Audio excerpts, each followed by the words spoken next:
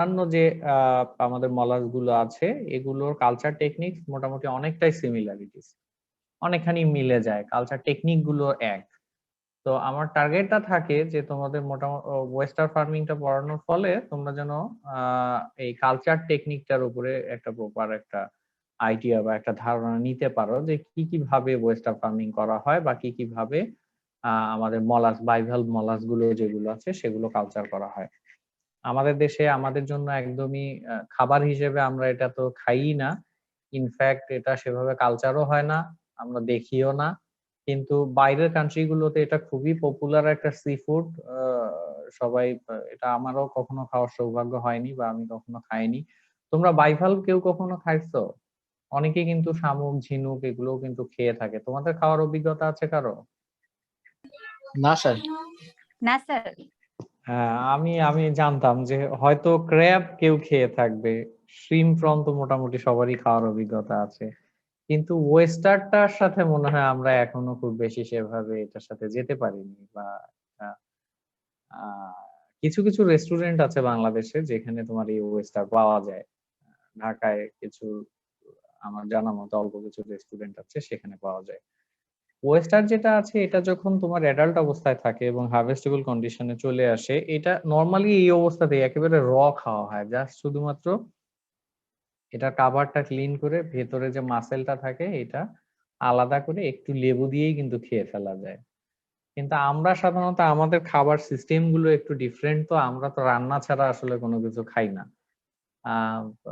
তবে আমি দেখছি যে ট্রেডিশনালি আমাদের কিছু ট্রাইব পিপল আছে, রাঙ্গামাটি বান্দরবনের দিকে যদি যাও ওইদিকে গেলে দেখবা যে তোমার এই ঝিনুকের মাংস, শামুকের মাংস ওরা রান্না করে খেয়ে থাকে। তোমার আহ এই যে ইয়া আছে, নাকপি বলে একটা আহ আমাদের শুটকি মাছের যেমন গন্ধ থাকে এইরকম প্রসেসড একটা প্রোডাক্ট, নাকবি নামে পরিচিত। গন্ধটা চ্যাপা শুটকির মতো অথবা শুটকির মতো এরকম। হ্যাঁ, এইটা দিয়ে তোমার অনেক সময় রান্না করে বা এমনিতেও রান্না করে, রান্না করে খেয়ে থাকে। আমি কিছু ট্রাভেলিং প্রোগ্রাম আছে তো রাঙ্গামাটি বান্দরবনের, ট্রাভেল করতে যায়, আমাদের ট্রাইব যারা থাকে তাদের খুব ক্লোজ কন্ট্যাক্টে যায়, তাদের জীবনযাত্রা দেখতে যায়, ওই ধরনের কিছু প্রোগ্রামে দেখলাম যে সেখানে এগুলো খেয়ে থাকে। তবে that is also not oyster actually, others kind of molluscs যেগুলো আছে সেগুলো। তো যাক, আমাদের দেশে ওয়েস্টার ফার্মিং এর কথা যদি বলি, আমাদের দেশে ওয়েস্টার ফার্মিং স্টিল এক্সপেরিমেন্টাল বেসিসে কিছু কিছু জায়গায় চেষ্টা করা হচ্ছে, বাট কমার্শিয়াল ফার্মিং এখনো আমাদের শুরু হয়নি ওয়েস্টার ফার্মিং এ। ওয়েস্টার হচ্ছে এক রকমের, এটা তোমরা শেলফিশ বায়োলজি ডিটেলস তোমরা পড়বা, আমার কোর্সের জন্য যতটুকু প্রয়োজন আমি ততটুকু একটু টাচ করে যাব। যেমন ওয়েস্টার এরা আগেই বললাম যে এরা বাইভালভ। বাইভালভ বলতে বুঝতেছো ওই মলাস গুলো যেগুলো সাধারণত দুইটা কপার দ্বারা আটকানো থাকে। ওই ঝিনুক গুলো, ঝিনুক দেখছো সবাই নদীতে ঝিনুক দেখছো? জি স্যার। ঝিনুক দিয়ে কি কি করে বলো তো? স্যার ঝিনুকের ভেতর থেকে মুক্তা বের করে মালা বানায়। হ্যাঁ, মুক্তা ঝিনুকও আছে। তারপর স্যার ঝিনুক তো যে হাঁসকে খাওয়ায়। হাঁসকে খাওয়ায়, তারপরে ঝিনুক থেকে পরে আবার সেগুলো দিয়ে তোমার চুন তৈরি করা হয়। বাজারে পান হ্যাঁ স্যার। খেতে গেলে দুই রকমের চুন দেখবা, একটা তো হচ্ছে পাথুরে চুন আর একটা হচ্ছে ঝিনুকের চুন, বুঝছো? অনেক ঝিনুক, ধরনের জুয়েলারি তৈরি করা যায়। হ্যাঁ অনেক রকমের জুয়েলারি তৈরি করা যায়। যারা সাধারণত পান খেতে পছন্দ করে তারা ঝিনুকের চুনটা কিন্তু বেশি পছন্দ করে। ঝিনুক থেকে তোমার চুন হয়, তারপরে এগুলো দিয়ে যে অর্নামেন্টস তৈরি করা হয়, ছোট বাচ্চা কাচ্চারা এগুলো দিয়ে অনেক খেলাধুলা করে দেখি। হ্যাঁ, তো এইরকম, তো এইটাই হচ্ছে অ্যাকচুয়ালি বাইভালভ, যে দুইটা কপাট দ্বারা এরা আবদ্ধ থাকে। এই এই কপাট গুলোকে কিন্তু তোমার হচ্ছে ওপেন করলেই তখন দেখা যায় যে ভিতরের যে ফ্লেশি যে পার্টটা সেই পার্টটুকু বের হয়ে আসে। এবং এরা এদের ওয়েস্টার কালচারের একটা বড় সুবিধা হচ্ছে কি যে এদেরকে খাবার দিতে হয় না। ফিডিং এর কথা যদি বলি, দে আর অ্যাকচুয়ালি ফিল্টার ফিডার, অর্থাৎ পানির মধ্যে যে মানে স্মল পার্টিকেলস গুলো থাকে, ছোট ছোট খাবার গুলো থাকে, বিশেষ করে প্ল্যাংটন গুলো থাকে, এগুলো ফিল্ট্রেশনের মাধ্যমে এরা গিল দিয়ে ফিল্টার করে, পানি ফিল্টার করে এবং এই পানির ভেতরে যে প্ল্যাঙ্কটন গুলো থাকে এগুলোই খেয়ে এরা বড় হয়। That means you don't have to feed oyster. আমাদের অ্যাকোয়াকালচারের ক্ষেত্রে দেখা যায় কি যে ফিডিং এই কিন্তু অনেক বড় একটা অংশ তোমার চলে যায়। মানে একটা টোটাল কালচার সিস্টেমের তোমার বড় একটা অংশ 60-70% কস্ট তোমার এটা চলে যায় হচ্ছে শুধুমাত্র সেই অর্গানিজমটাকে ফিডিং করাইতে। সেই প্রবলেমটা কিন্তু আবার ওয়েস্টার ফার্মিং এর ক্ষেত্রে নাই। এটা কিন্তু অনেক বড় একটা মানে কি বলবো যে পজিটিভ সাইড ওয়েস্টার ফার্মিং এর, যে এরা হচ্ছে ফিল্টার ফিডার। এটার অবশ্যই কিছু প্রবলেমও আছে, প্রবলেম গুলো নিয়েও কিছু যদি আলোচনা করি তাহলে তোমরা জানো যে সাগরে যেহেতু এটা কালচার করা হয়, বিভিন্ন প্ল্যাঙ্কটন আছে যেগুলো কিন্তু আবার টক্সিক, মানে টক্সিসিটি তৈরি করে এই প্ল্যাঙ্কটন গুলো। তো এই জন্য দেখা যায় যে ওয়েস্টার বা শেলফিশ কালচারে বিভিন্ন রকম ডিজিজ হয়ে থাকে। যেমন একটাকে বলে হচ্ছে প্যারালাইটিক শেলফিশ পয়জনিং। এইরকম আরো অনেক ডিজিজ আছে যেগুলো সম্পর্কে তোমরা ধীরে ধীরে আরো জানবা। আমার এতগুলো নামও মনে নাই এখন। তো এটা এই যে কিছু কিছু সব প্ল্যাঙ্কটন তো আর তোমার হচ্ছে ভালো না, কিছু কিছু আছে প্ল্যাঙ্কটন যেগুলো টক্সিন প্রডিউস করে। তো এই মেরিন এরিয়াতে অনেক সময় এই ধরনের প্ল্যাঙ্কটন গুলোর ব্লুম তৈরি হয়। তো কালচার এরিয়াতে যদি এই ধরনের প্ল্যাঙ্কটনের ব্লুম তৈরি হয় তখন দেখা যায় কি যে এই তোমার ওয়েস্টার গুলো তোমার টক্সিক হয়ে যেতে পারে। তারপর যদি পলিউটেড এরিয়া, যদি ওয়াটার পলিউশন হয়ে থাকে বা ওয়াটারের মধ্যে যদি হেভি মেটালস থেকে থাকে, এগুলোরও একটা চান্স থাকে যে ওয়েস্টারের মাসেলের মধ্যে কিন্তু এগুলো অ্যাকুমুলেটেড হয়ে যেতে পারে, এগুলো পরবর্তীতে হিউম্যান বডিতে চলে আসতে পারে। এই ধরনের কিছু প্রবলেম আছে, বাট প্রবলেম থাকলেও মোটামুটি সিতে ওয়াটার কোয়ালিটি এটা দেখা যায় খুব তোমার সাইট সিলেকশন যদি ভালো হয় ওয়াটার কোয়ালিটি এত বেশি ডিটোরিয়েট করে না। তো এই জন্য ওয়েস্টার ফার্মিংটা এটা যেহেতু তোমার খাবারের ঝামেলা নাই, জাস্ট কিছু সিম্পল কিছু মেইনটেনেন্স। কিন্তু তারপরেও আমাদের দেশে আসলে ওয়েস্টার ফার্মিংটা এখনো হয় না সেভাবে। সিম্পল কিছু জায়গায় তোমার এখন কিছু কিছু ইনস্টিটিউশন আছে যারা এক্সপেরিমেন্টাল বেসিসে কালচার করার চেষ্টা করতেছে। হয়তো ভবিষ্যতে কখনো আমরা যদি ওয়েস্টার ফার্মিংটাকে ফার্মারদের কাছে নিয়ে যেতে পারি, ইন্টারন্যাশনাল মার্কেটে না এটা হিউজ ভ্যালু আছে, বুঝছো? তুমি যদি ওয়েস্টার প্রডিউস করতে পারো বাইরে এটা এক্সপোর্ট হবেই, বাইরে প্রচুর পরিমাণে এক্সপোর্ট হবে। কিন্তু আমরা এখনো এটার কালচারের দিকে যেতে পারিনি, সাসপেনশন ফিডে ফিল্টার ফিডার। এইটার আমরা একটু লাইফ সাইকেলটা দেখি, সিম্পল একটু ওদের লাইফ সাইকেলটা কিরকম। কারো মাইক ও অন আছে, একটু মাইকটা অফ করবা প্লিজ।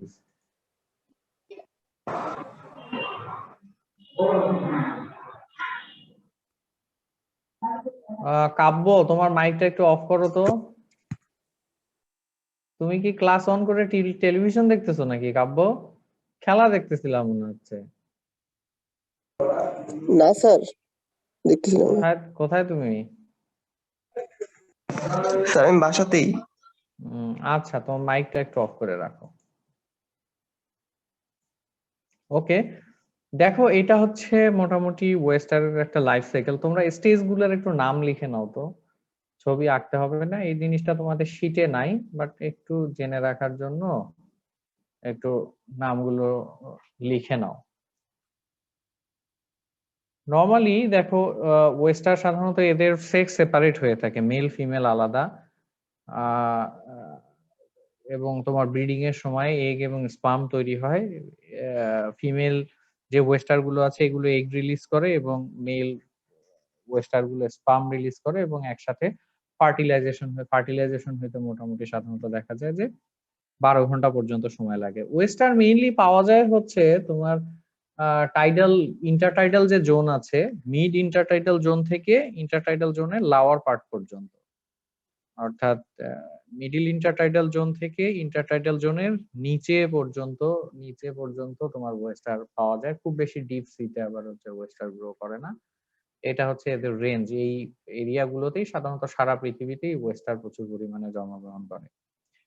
তোমরা সাগরে যখন যাবা তখন খেয়াল করে দেখবা যে সাগরের বিশেষ করে যে নৌকাগুলো আছে, সাগরের শিপগুলো অথবা জেটি গুলো যেগুলো তৈরি করা হয়, অর্থাৎ সাগরে তোমার এই জাহাজ থেকে মাল ওঠানামা করানোর জন্য, মানুষ ওঠানামা করানোর জন্য সাগরের ভেতরের দিকে পর্যন্ত একটা ওয়াকিং ওয়ে চলে যায়, বুঝছো? কারণ বড় বড় শিপ গুলো তো আর তোমার জাহাজ তো আর একেবারে কর্নার পর্যন্ত পৌঁছাইতে পারে না, বালিতে আটকে যাবে।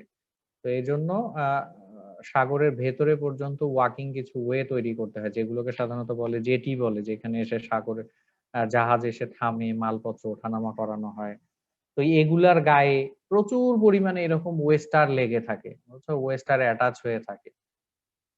এটা তোমরা কখনো ওইদিকে গেলে খেয়াল করে দেখবা যে এই পিলার গুলো যেগুলো তৈরি করা হয়, এমনকি তোমার যে জাহাজের যে বটম অংশটা থাকে, নৌকাগুলোর বটম অংশগুলো থাকে, এগুলোতেও কিন্তু প্রচুর পরিমাণে তোমার ওয়েস্টার লেগে থাকে। এই ওয়েস্টার কিভাবে লেগে থাকে সেটা বলি, যে ওয়েস্টার নরমালি পছন্দ করে হার্ড সাবস্ট্রেট, বা তোমার হচ্ছে যদি বটম হয়ে থাকে তাহলে যেই জায়গাগুলো সাধারণত মানে বেশ কম্প্যাক্ট বটম, হার্ড বটম, কিছু কিছু বটম আছে না যেগুলো বেশ সফট লুজ বটম, এগুলোতে সাধারণত ওয়েস্টার ফর্ম করে না। সাধারণত হার্ড কম্প্যাক্ট বটম যেগুলো অথবা হার্ড সাবস্ট্রেট যেগুলো, এগুলোতে কিন্তু ওয়েস্টার এদের খুবই পছন্দের জায়গা, এবং এই জায়গাগুলোতে ওয়েস্টার অ্যাটাচড হয়ে থাকতে পছন্দ করে। তো নরমালি এই যে যখন ওয়েস্টার ব্রিড করে ফার্টিলাইজেশনের পরে, এদের এগ যখন ফার্টিলাইজড হয়ে যায়, পরবর্তীতে এদের আরেকটা বেশ কিছু মেটামরফোসিস হয়, বেশ কিছু স্টেজের মধ্য দিয়ে এদেরকে যেতে হয়। ফার্টিলাইজড এগের পরে পরবর্তীতে যে স্টেজটা তৈরি হয়, এটা সাধারণত 12 ঘন্টা 24 ঘন্টা পর তৈরি হয়, দ্যাট ইজ কল্ড ট্রোকোফোর। ট্রোকোফোর এই স্টেজটা হচ্ছে কি মানে আর্লি স্টেজ, যখন তোমার বাইরের দিকে ইভেন শেল পর্যন্ত কিন্তু এখানে ফর্ম করে না। দেখো trochophore stage, that is a ciliated stage. এই যে ছোট ছোট সিলিয়া গুলো আছে দেখো, সিলিয়েটেড স্টেজ, এটা ওয়াটারের মধ্যে তোমার মুভ করতে পারে, তোমার ওয়াটার ফ্লোর সাথে মুভ করতে পারে, even they can move themselves. এই যে সিলিয়া গুলোর মাধ্যমে তারা ভার্টিক্যালি এবং হরাইজন্টালি মুভ করতে পারে, তাদের পছন্দের স্যালিনিটির জায়গায় যেতে পারে, পছন্দের টেম্পারেচারের জায়গায় যেতে পারে। যদিও মুভমেন্টের পরিমাণ খুব সামান্য, but still they can move, এবং তাদের সুইটেবল স্যার পজিশন, সুইটেবল জায়গা খুঁজে নিতে পারে। হ্যাঁ স্যার বলো। হ্যাঁ স্যার স্যার এটা একটু আবার প্রথম থেকে বুঝান স্যার, আমি শুনতে পাইনি। কতটুকু তুমি মিস করছো? স্যার স্যার এই স্লাইডটাই। আচ্ছা, এই স্লাইডটাই তুমি এই যে ওয়েস্টারের পছন্দের কোন জায়গাগুলো আছে, হ্যাবিটেট, এদের এদের কোন জায়গায় থাকতে এরা পছন্দ করে, এইগুলো এগুলো এগুলো শুনতে পারছো?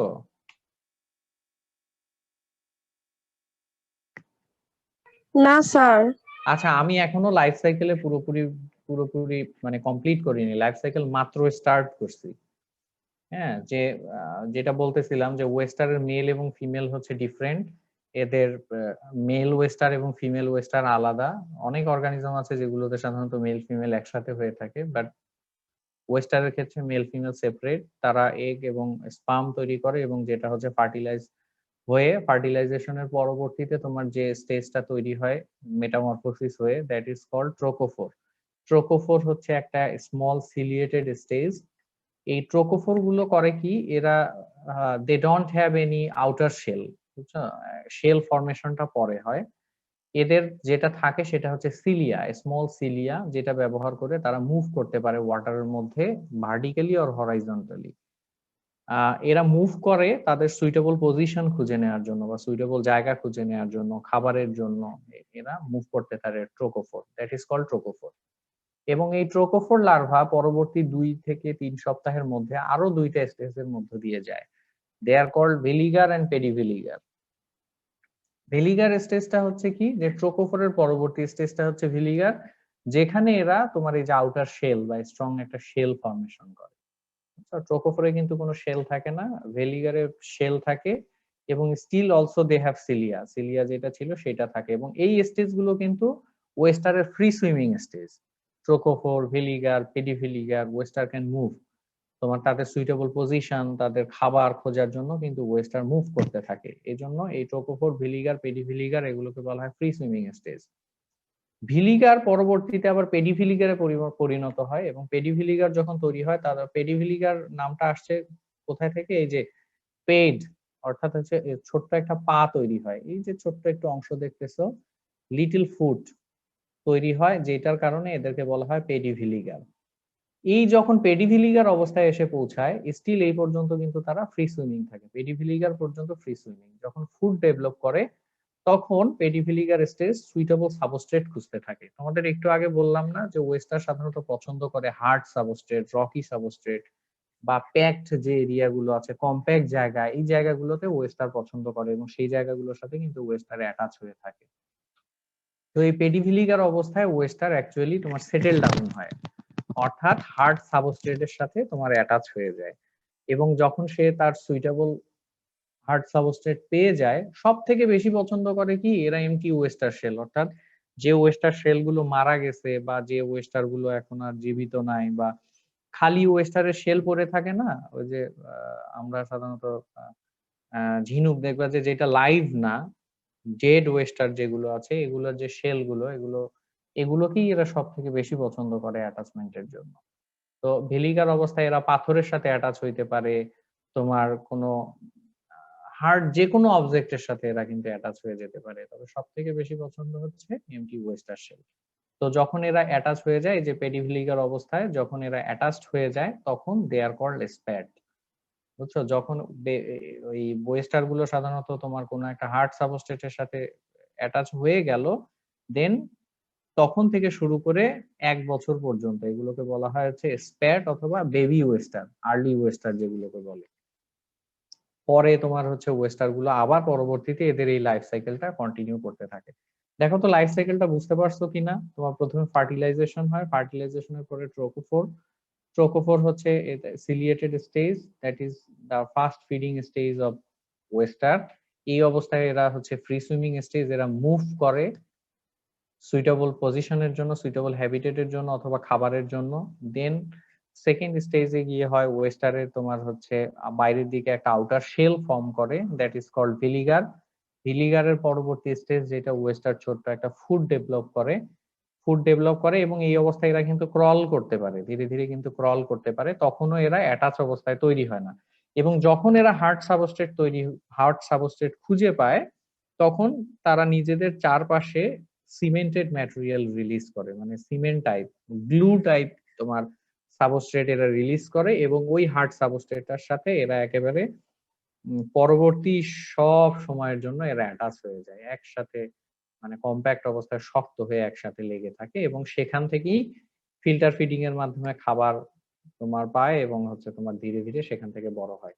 তোমাদের এই জিনিসগুলো মনে হয় একটু বুঝতে কষ্ট হচ্ছে, তাই না? যে ওয়েস্টার কিভাবে অ্যাটাচ হয় বা অ্যাটাচড অবস্থায় থাকে, তোমরা কি এই জিনিসগুলো বুঝতে পারতেছো? জি স্যার। জি স্যার, আসলেই বুঝতে স্যার না পারতেছো স্যার, নাকি? হ্যাঁ, স্যার কষ্টই হচ্ছে একটু, স্যার কল্পনা করে নিতে হচ্ছে। অল্প। স্যার আচ্ছা, আমি মাঝে মধ্যে আমি একটু দেখাই তোমাদের। হ্যাঁ বলো।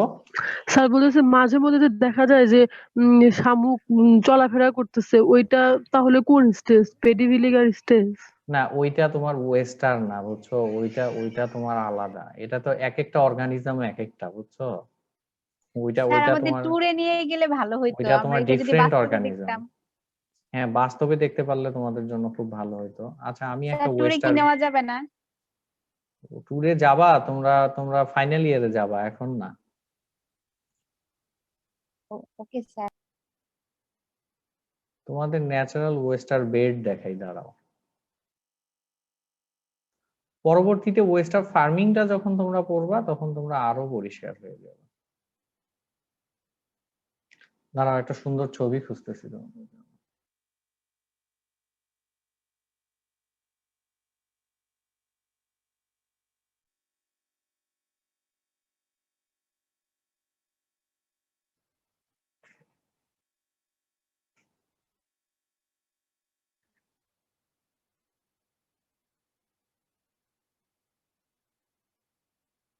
আচ্ছা, আমি স্লাইডটাতে গিয়ে তোমাদেরকে দেখাই।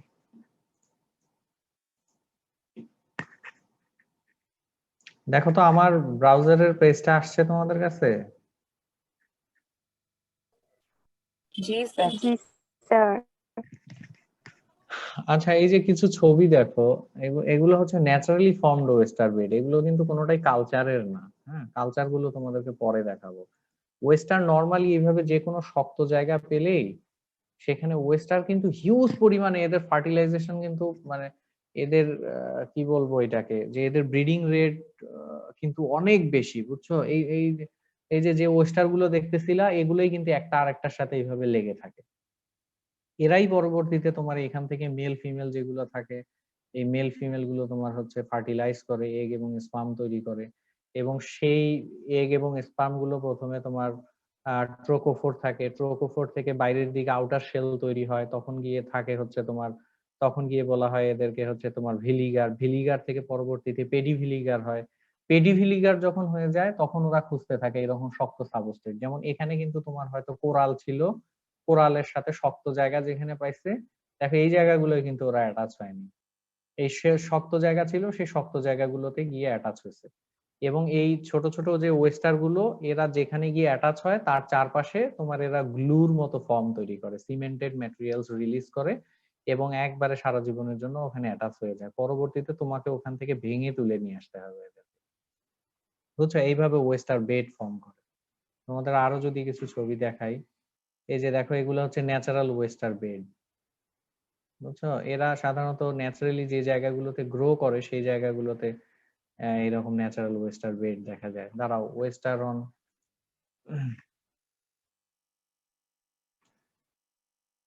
শিপ,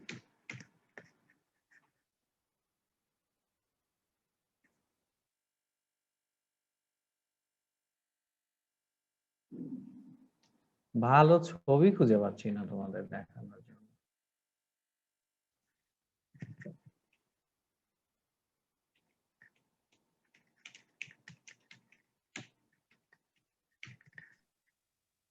সব ওয়েস্টারে কি পার্ল থাকে?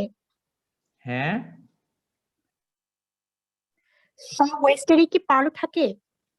সব ওয়েস্টার না, সব ওয়েস্টারে পার্ল থাকে না, পার্ল ওয়েস্টার আলাদা আছে, বুঝছো?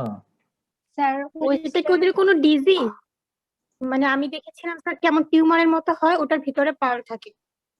পার্ল সম্পর্কে তোমরা পড়োনি? পার্ল, পার্ল সম্পর্কে তো তোমাদের জানা থাকার কথা। পার্ল হচ্ছে অ্যাকচুয়ালি কিভাবে ফর্ম হয়, এই তোমার যে কোনো শামুক ঝিনুকের ভিতরেই এটা এটা হচ্ছে কি যে শামুক ঝিনুক তোমার এদের একটা নির্দিষ্ট এই যে মেন্টাল যেটাকে বলে, মেন্টাল একটা স্তর থাকে, এর ভেতরে যখন কোনো সাবস্ট্রেট ভেতরের দিকে প্রবেশ করে তখন ওরা ওর চারপাশে তোমার এরকম সিক্রেশন করতে থাকে, বিভিন্ন রকমের ম্যাটেরিয়াল সিক্রেশন করতে করতে করতে করতে ওইটাই একটা বড় একটা বস্তুতে পরিণত হয়, বুঝছো? পরবর্তীতে ওই বস্তুটাকেই আসলে বলা হয় পার্ল। যে কারণে পার্ল যখন তৈরি করা হয়, পার্ল ওয়েস্টার যেগুলো আছে সেগুলোর ভেতরে কিন্তু তোমার ওই যে হার্ড অবজেক্ট বা কোনো এমন কোনো কিছু ভেতরে প্রবেশ করায় দেওয়া হয়, ওই ওই ছোট বস্তুটার চারপাশেই এরা বিভিন্ন রকমের তোমার সিক্রেশন করতে করতে এইটাই পরবর্তীতে একটা মার্বেল শেপ বা বল শেপ তৈরি হয়, যেটাকে বলা হয় হচ্ছে পার্ল। স্যার আর্টিফিশিয়ালি নাকি হচ্ছে এটা করা হয়, অনেকটা হ্যাঁ, টর্চার করা টাইপের। তো এই যে পার্ল, এই যে পার্ল তৈরি করা হয় অনেকটা এই যে এইভাবে, এই যে যেগুলো দেখতেছো না, এগুলাতে ওয়েস্টার রেখে পার্ল তৈরি করা হয়। যাই হোক, আমি তোমাদেরকে ন্যাচারাল ওয়েস্টার বেড গুলো দেখাইতে চাচ্ছিলাম, এই যে ন্যাচারাল জায়গাগুলো, এই জায়গাগুলোতে কিন্তু তোমার ওয়েস্টার ফর্ম হয়। আচ্ছা, একটু হোল্ড করো তো তোমরা।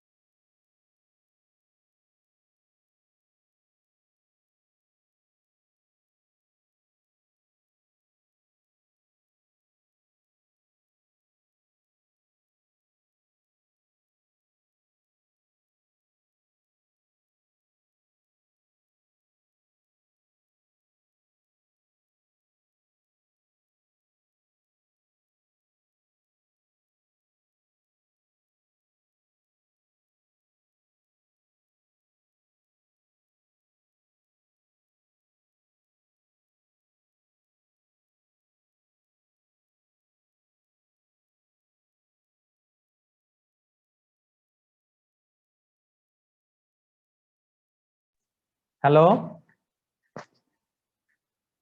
হ্যালো, জি শুনতে পাচ্ছ না? জি স্যার আচ্ছা যাই হোক, আমি ভাবছিলাম যে আরো ভালো কিছু ছবি পাবো। এই দেখো ন্যাচারাল ওয়েস্টার, এটা হচ্ছে কি অ্যাটাচড অবস্থায়। তোমাদেরকে যেমনটা বলতেছিলাম যে এরা ফাইনালি তোমার বিভিন্ন সাবস্ট্রেটের সাথে, হার্ড সাবস্ট্রেটের সাথে এরা অ্যাটাচ হয়ে থাকে। এই দেখো ন্যাচারাল ওয়েস্টার বেড, এগুলা এরা কিন্তু ন্যাচারালি এইভাবে ওয়েস্টার ফর্ম করে আছে। এইটা একটা। তো জাস্ট লাইফ সাইকেলটা বোঝানোর জন্য। এখন দেখো যে আমাদের কাল্টিভেবল যে বা কাল্টিভেশন করা হয় এইরকম ওয়েস্টারের স্পিসিস গুলো, কিছু কিছু স্পিসিস আছে, এগুলো সম্পর্কে একটু তোমাদের জানা লাগবে। ক্র্যাসোস্ট্রিয়া গিগাস, ক্র্যাসোস্ট্রিয়া ভার্জিনিকা। ক্র্যাসোস্ট্রিয়া গিগাস এটা হচ্ছে তোমার ওয়ার্ল্ড ওয়াইড, সারা পৃথিবীতেই মোটামুটি এটা কালচার হয়। সব থেকে বেশি পরিমাণে। লাইট দেখা যাচ্ছে না। স্লাইড দেখা যাচ্ছে না? না স্যার দেখা যাচ্ছে না। এখন দেখা তো আসছে? জি স্যার।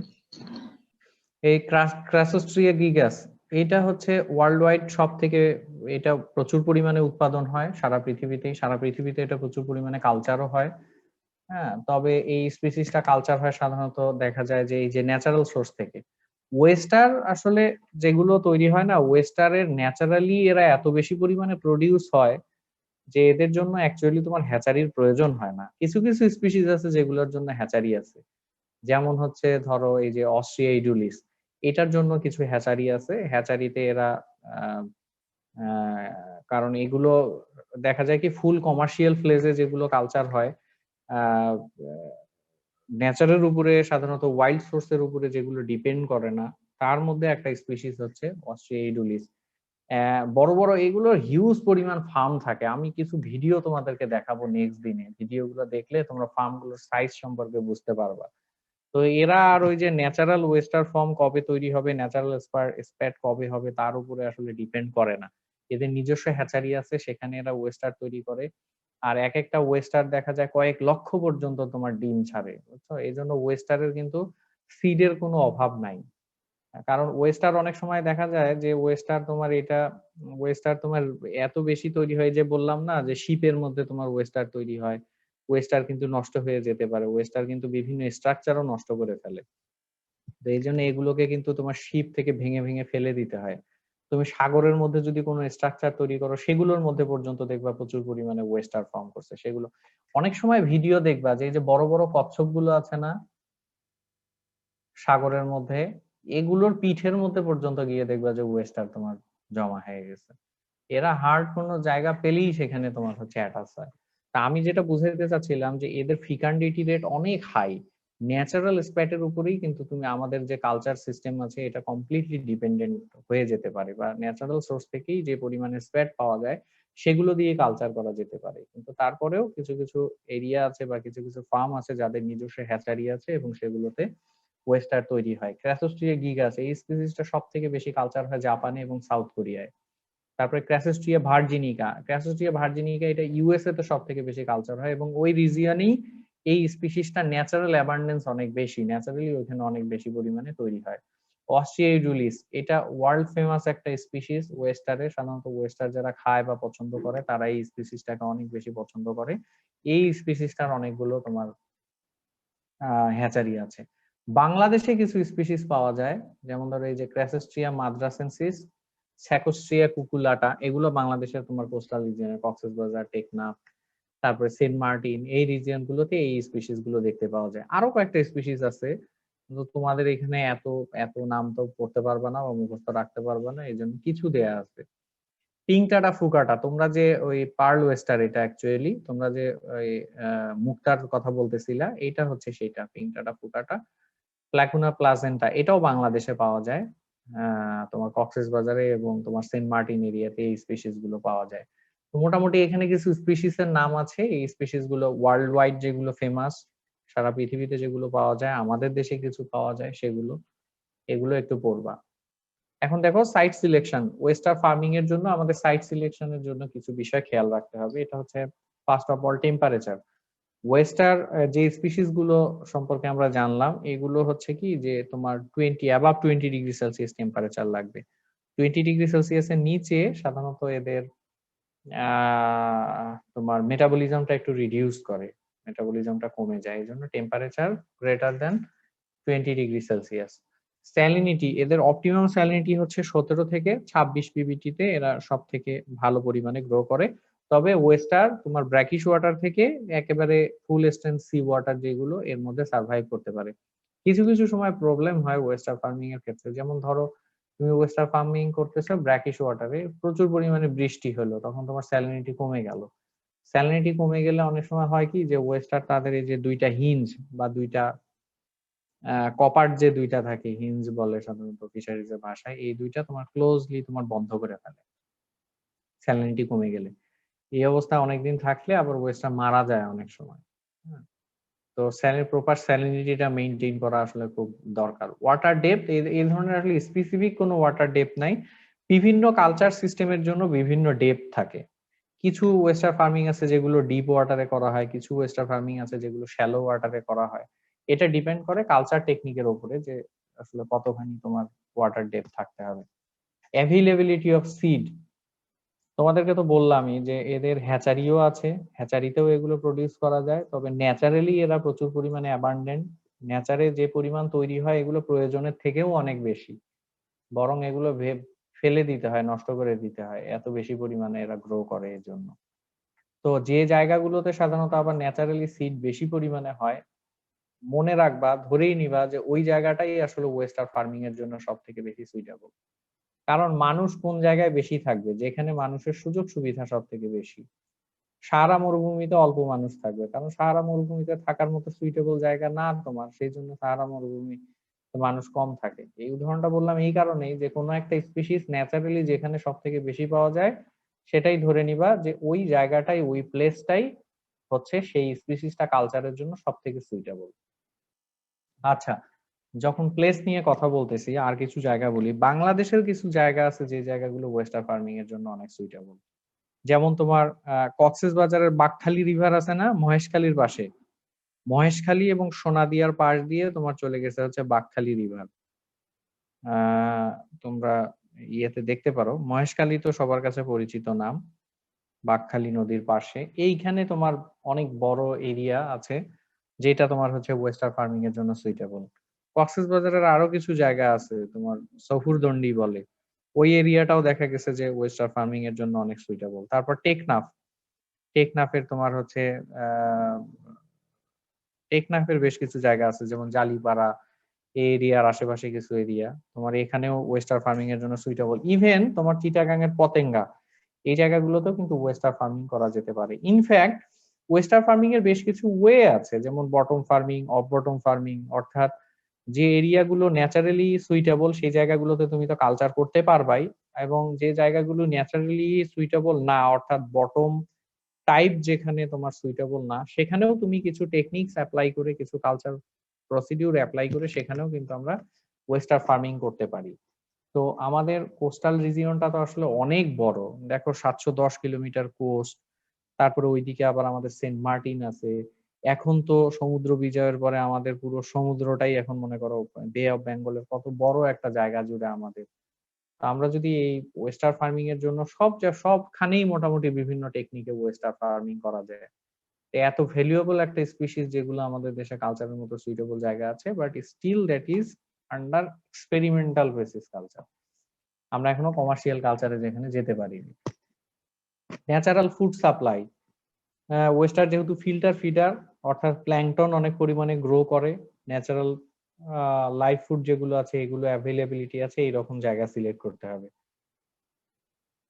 পলিউশন, মেরিন পলিউশন কিন্তু এখন আসলে ইম্পর্টেন্ট একটা, মানে সারা পৃথিবীতে ওয়ার্ল্ড ওয়াইড একটা মাথা ব্যথার কারণ।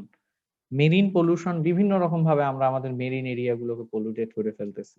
এটা হইতে পারে আমাদের দেশে যেমন থাকে তোমার শিপ ব্রেকিং ইয়ার্ড, হাবিজাবি, তারপর বিভিন্ন ইন্ডাস্ট্রিজ গুলো এগুলো, তারপরে এই যে বিভিন্ন রকমের অয়েল, তো এইরকম নানান রকম কারণে বিশেষ করে আরো যে এরিয়া গুলো, যে কান্ট্রি গুলো তাদের মেরিন রিসোর্স অনেক বেশি পরিমাণে ব্যবহার করে বা মেরিন এরিয়া অনেক বেশি পরিমাণে ব্যবহার করে ট্রান্সপোর্টেশনের কারণে, বিজনেসের কারণে বা বিভিন্ন পারপাসে, তারা আরো অনেক বেশি পরিমাণে পলিউটেড করে ফেলে।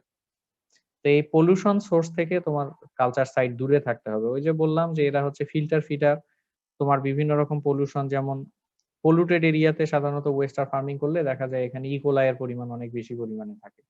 ইকোলাই বেশি পরিমাণে হলে তোমার এই ওয়েস্টার কেউ খাবে না, কারণ ওয়েস্টার তো সাধারণত খায় হচ্ছে রান্না না করেই, খাওয়া হয়। তো এতে যদি তোমার প্যারাসাইট থাকে বা কোনো ধরনের কোনো প্যাথোজেন থাকে বা টক্সিক সাবস্ট্রেট থাকে, তাহলে এটা তো হেলথের জন্য কিন্তু আবার খুব খারাপ। তো এই জিনিসগুলো কিন্তু খুব প্রপারলি মনিটরিং করা হয়, এই জন্য পলিউশন সোর্স থেকে অনেক দূরে থাকতে হবে। এনভায়রনমেন্টাল কিছু ফ্যাক্টর আছে, ওয়েভ, উইন্ড অ্যাকশন, এই জিনিসগুলো, ওয়েভ, উইন্ড, এগুলো তোমরা জানো যে যদি কারেন্ট থাকে, ওয়েভ ওয়েভ যদি খুব স্ট্রং ওয়েভ থাকে, তাহলে কিন্তু ফার্ম সেখানে তৈরি করা বা ফার্ম অপারেশন করা অনেক কষ্টকর হয়ে যাবে। আর বাকি এখানে আর তেমন ইম্পর্টেন্ট জিনিসগুলো অ্যাড করা হয়নি, যেমন পোস্ট হারভেস্ট মার্কেটিং ফ্যাসিলিটিস, তারপরে লেবার, ন্যাচারাল, তোমার বিভিন্ন রকম ফার্ম অপারেশনের জন্য বিভিন্ন রকমের ইকুইপমেন্ট দরকার হবে, এগুলো অ্যাভেলেবেল আছে কিনা, এগুলো এই যে অ্যাজ ইউজুয়াল ফার্ম সিলেকশনের মধ্যে যে জিনিসগুলো কনসিডারেশন আনতে হয় বা যে জিনিসগুলো খেয়াল রাখতে হয় সেগুলো তো জানতেই হবে।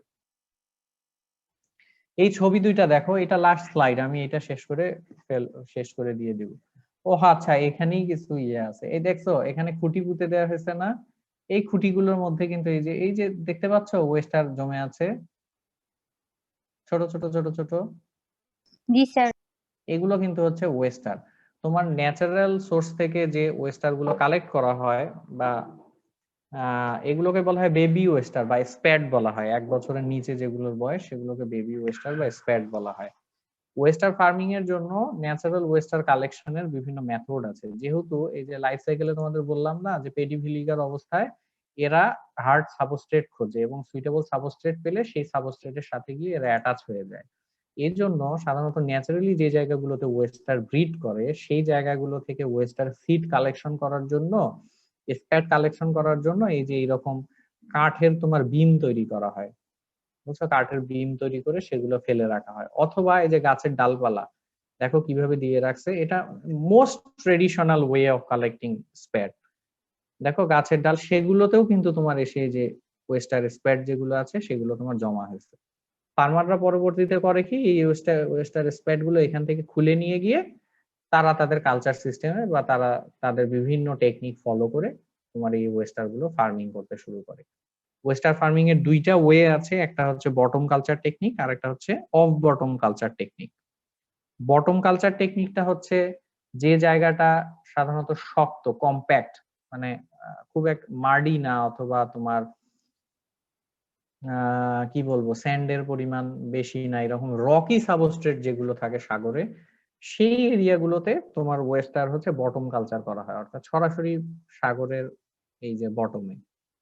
আর যে এরিয়াগুলোর বটম সুইটেবল না ওয়েস্টার ফার্মিং এর জন্য, সেই এরিয়াগুলোতে বিভিন্ন টেকনিক অ্যাপ্লাই করে ওয়েস্টারের অফ বটম ফার্মিং করা হয়। আমি আজকে কালচার টেকনিক গুলো আলোচনা করতেছি না, কালচার টেকনিক গুলো ইনশাআল্লাহ আমরা নেক্সট ক্লাসে আলোচনা করব।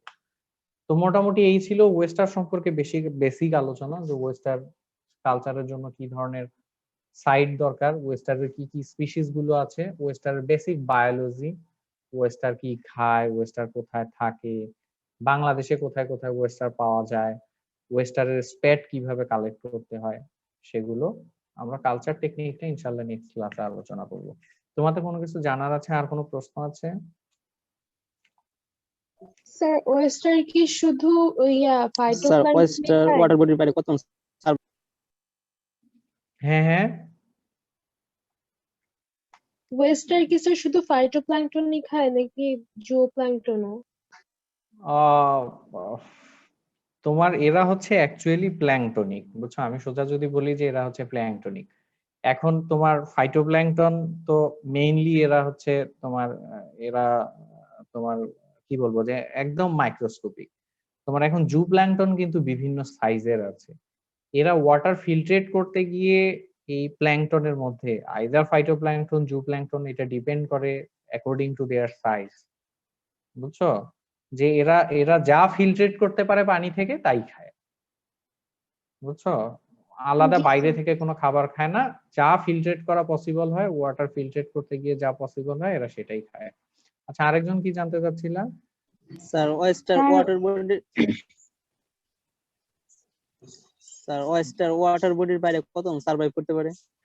এটা আমি এক্সাক্ট বলতে পারতেছি না, হ্যাঁ, যে কতক্ষণ সার্ভাইভ করতে পারবে। তবে নর্মালি দেখা যায় কি যে এই এরিয়াগুলো হাই টাইড এবং লো টাইড এরিয়াতে তোমার সাধারণত দেখা যায় যে যখন লো টাইড চলে আসে তখন ওয়েস্টার কিন্তু এক্সপোজড অবস্থায় থাকে, অর্থাৎ পানির বাইরে চলে আসে। যে ছবিগুলো তোমাদেরকে এতক্ষণ দেখাইলাম এই ছবিগুলো কিন্তু টাইডাল রিজিয়নের ভেতরেই বা ইন্টারটাইডাল রিজিয়নের ভেতরেই, অর্থাৎ যখন টাইড আসে তখন এই ওয়েস্টার গুলো তোমার সাগরে পানির নিচে চলে যায়, আবার যখন টাইড মানে লো টাইডের সময় এগুলো এক্সপোজড হয়ে যায়। তো লিস্ট তো সাধারণত 6 ঘন্টা পর্যন্ত তো বাইরে থাকতেই পারে। আর এই বিষয়ে কোনো রিসার্চ আছে কিনা আমি ঠিক এক্সাক্ট জানি না, তবে আমি দেখবো, কোশ্চিনটা করলাম তো আমি নিজেও এটা জানতে চেষ্টা করবো যে কতক্ষণ ওয়েস্টার পানির বাইরে থাকতে পারে। স্যার ওয়েস্টার কত বছর বাঁচছে? ওয়েস্টার আমি মার্কেটেবল সাইজ কতদিনে হয় সেটা বলতে পারবো। মার্কেটেবল সাইজ হইতে তোমার এদের সময় লাগে সাধারণত 2 থেকে 3 বছর পর্যন্ত সময় লাগে। অর্থাৎ মার্কেটেবল সাইজ হচ্ছে এদের 11 থেকে 13 সেন্টিমিটার পর্যন্ত। যখন 11 থেকে 13 সেন্টিমিটার পর্যন্ত এদের শেল সাইজ হয়ে যায় তখন কিন্তু মোটামুটি তোমার ওয়েস্টার্ন মার্কেটেবল সাইজের, এবং সাধারণত 2 থেকে 3 বছর পর্যন্ত এগুলোকে কালচার পিরিয়ডের মধ্যে নিয়ে আসা হয়। বুঝছো যে 2 থেকে 3 বছর পর্যন্ত কালচার করার পরই এগুলো মার্কেটেবল করে ফেলা হয়। এটা হচ্ছে আমাদের মানে কালচার পিরিয়ড। এটা লিভিং পিরিয়ডটা এটা আসলে ডিপেন্ড করে, আমি তোমাকে এক্সাক্ট বলতে পারতেছি না যে কতদিন পর্যন্ত বাঁচে।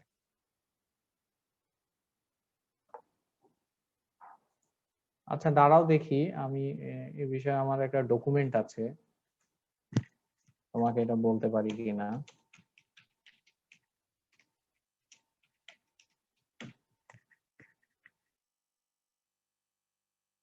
আচ্ছা আর কারো কিছু জানার থাকলে বলো, আমি ওর এই প্রশ্নটার উত্তর একটু দিতে চেষ্টা করি। স্যার একটা নরমালি কোয়েশ্চেন আছে যে আমাদের দেশে কোনো অনেক 20 কিছু, বছর পর্যন্ত বাঁচতে পারে একটা ওয়েস্টার, 20 ইয়ার্স পর্যন্ত ক্যাপটিভ কন্ডিশনে। হ্যাঁ বলো। স্যার আমাদের দেশে অনেক সুইটেবল কন্ডিশন থাকার পরও কেন ম্যাক্সিমাম স্পেসিসের কালচারটা এক্সপেরিমেন্টাল থাকে? এক্সপেরিমেন্টাল আসলে হয়েছে কি যে আমরা তো দেখো মানে ওই সবগুলো আমি তোমাদের প্রথম থেকেই বলে আসতেছি না যে তোমরা এই কোর্সটাতে একটা করে স্পিসিস করবা এবং তোমরা অবাক হবা যে আমাদের কি পরিমাণ রিসোর্স আছে এবং আমরা তার কতটুকু ইউটিলাইজ করতেছি। কিছুই ইউটিলাইজ করতেছি না আমাদের মেরিন রিসোর্সের। এটার অনেকগুলো কারণ আছে। দেখো ওয়েস্টার একটা হচ্ছে এই যে সবগুলোর কারণগুলো কিন্তু একই রকমই। ক্র্যাব কালচারের ক্ষেত্রে তোমাদেরকে কিছু তোমাদেরকে পড়াইছিলাম না, ক্র্যাব কালচারের ক্ষেত্রে কিন্তু কিছু লিমিটেশনস আলোচনা করছিলাম। একটা হচ্ছে আমাদের ফুড হ্যাবিটের সাথে এগুলো যায় না, আমরা কেউ খাই না এগুলো। তুমি আজকে ওয়েস্টার খাইছো, এটা বাসায় গিয়ে বলো, দেখো তো যে তোমাকে থালিয়া বাসন প্লেট সব আলাদা করে দিবে যে এটা কি খায় আসছে এটা। তো এইরকম আসলে ব্যাপারগুলো যে আমরা আমাদের হ্যাবিটের ভেতরে এই জিনিসগুলো এখনো নিয়ে আসতে পারিনি। তোমার যদি কোনো একটা জিনিসের মার্কেট না থাকে তুমি কালচার করতে যাবা সেই জিনিসগুলো, তো এই জন্য দেখা যায় কোস্টাল রিজিয়নে এগুলো কালচার করা হয় না। তবে হ্যাঁ, আমরা কেউ যদি যেমন ক্র্যাব তোমার তৈরি হয়ে গেছে, ক্র্যাব তো আমরা আমাদের দেশে খুব অল্প পরিমাণে সেল হয়, লোকাল কনজিউমার কম, কিন্তু ইন্টারন্যাশনাল মার্কেটটা আমরা তৈরি করতে পারছি। এদের প্রসেসিং প্ল্যান্ট তৈরি হয়েছে, ক্র্যাব তোমার ফার্মে প্রোডিউস হচ্ছে, প্রসেসিং প্ল্যান্ট এগুলোকে প্রসেস করতেছে এবং বাইরে ইন্টারন্যাশনাল মার্কেটে তোমার এগুলো সেল হচ্ছে। ঠিক ওয়েস্টারের ক্ষেত্রেও আমরা যদি গুরুত্ব দিয়ে এই ধরনের কোনো ফার্ম তৈরি করতে পারি, প্রাইভেট অর্গানাইজেশন গুলো আগায় আসতে হবে, প্রাইভেট ফার্ম গুলো বা গভর্নমেন্ট আগায় আসতে হবে, যে একবার যদি এই এরিয়াগুলোতে তোমার কালচার শুরু হয়, কেউ অনেক পরিমাণ টাকা ইনভেস্ট যদি করে, যে কালচারের জন্য তারা টাকা ইনভেস্ট করলো, কেউ হয়তো প্রসেসিং প্ল্যান্ট তৈরি করলো যে ওয়েস্টার গুলো সেখানে প্রসেস হবে এবং সরাসরি বাইরে এক্সপোর্ট হয়ে যাবে। এখন এইটার দিকে তো পলিসি লেভেল থেকে তোমার গুরুত্ব দিতে হবে, তাই না? আমাদের গভর্নমেন্ট অবশ্য এখন দিচ্ছে, তোমার ব্লু ইকোনমি কনসেপ্ট আসার পর থেকে এগুলোকে গুরুত্ব দিচ্ছে। হয়তো সামনে দেখা যাবে যে আমাদের এগুলো কালচার হয়ে যাবে। এগুলো কারণেই যে আমাদের দেশে মার্কেট নাই এবং আমরা আসলে যারা এগুলো ইনভেস্ট করতে পারে বা যারা এগুলো কাজ করতে পারে, এগুলো পটেনশিয়াল আছে, সেই রকম মানুষজনের কাছে সেই রকম মানুষজনের তো এগুলোতে আগ্রহী হইতে হবে, তাই না? এখন হয়তো একজনের কোটি টাকা আছে, সে গিয়ে ইনভেস্ট করতেছে তোমার হচ্ছে রেডিমেড গার্মেন্টস। তো এইরকম যাদের টাকা আছে তারা যদি এসে তোমার ওয়েস্টার ফার্মিং এর পিছনে ইনভেস্ট করতো, তাহলে না তোমার ওয়েস্টার ফার্মিং তৈরি হতো, 5 জন মানুষ দেখতো, এখন গভর্নমেন্টকে ইনিশিয়েটিভ নিতে হবে, হয়তো গভর্নমেন্ট থেকে এই জিনিসগুলো কালচার গুলো তৈরি করতে হবে, এক্সটেনশন লেভেলে যারা কাজ করতেছে তাদেরকে সেই সাপোর্ট দিতে হবে, ফ্যাসিলিটি, সেই টেকনিক্যাল সাপোর্ট গুলো, টেকনিক্যাল নলেজ গুলো দিতে হবে, বুঝছো? এরকম অনেক সমস্যা আছে যেগুলোর কারণে এগুলো ডেভেলপ করেনি। বাট আই বিলিভ যে আসলে সামডে আমাদের এই কালচার গুলো স্টার্ট হয়ে যাবে এবং এই জায়গাগুলো আসলে করা পসিবল, সম্ভব। জি স্যার, বুঝতে পারছি। তবে মেরিন এরিয়াটা যদি আমরা আরো বেশি এক্সপ্যান্ড করতে পারি না, বা এই রিসোর্সটা যদি প্রচুর পরিমাণে ব্যবহার করতে পারি, তাহলে ফিশারিজের স্টুডেন্টদের জন্য দেখবা যে আরো কিছু জব সেক্টর তৈরি হবে, আরো কিছু এরিয়া তৈরি হবে যাতে ফিশারিজ স্টুডেন্টরা যেগুলোতে এঙ্গেজ হইতে পারে।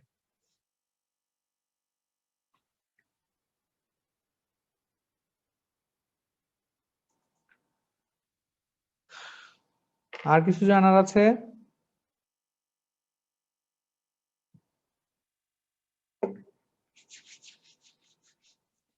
আচ্ছা, ওকে, তোমাদের মনে হয় নেক্সট আরেকটা ক্লাস আছে, আমি সেশনটা শেষ করে দেই, কেমন? জি স্যার, আসসালামু আলাইকুম। আসসালামু আলাইকুম ওয়ালাইকুম স্যার। আসসালাম।